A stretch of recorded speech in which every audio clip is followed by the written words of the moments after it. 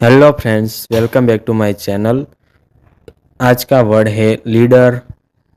Leader leader का हिंदी में अर्थ होता है नेता, मार्गदर्शक, अगुआ, प्रमुख।